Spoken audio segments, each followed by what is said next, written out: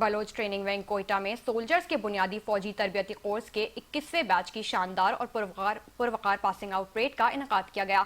Passing out parade में commandant Bloch regiment centre ने बतौर मेहमान खुसूसी शिरकत की।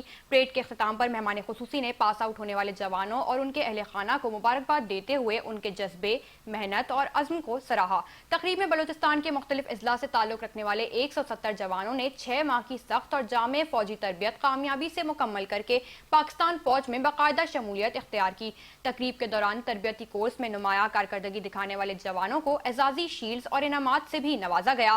पास आउट होने वाले जवानों ने अपने जज्बात का इजहार करते हुए कहा कि तरबियत के दौरान पेश आने वाले मुख्तलिफ चैलेंजेस ने उन्हें न सिर्फ जिस्मानी बल्कि जहनी तौर पर भी मजबूत बनाया। वो पाक फौज में भर्ती होकर मुल्क के दिफा में अपना किरदार अदा करें।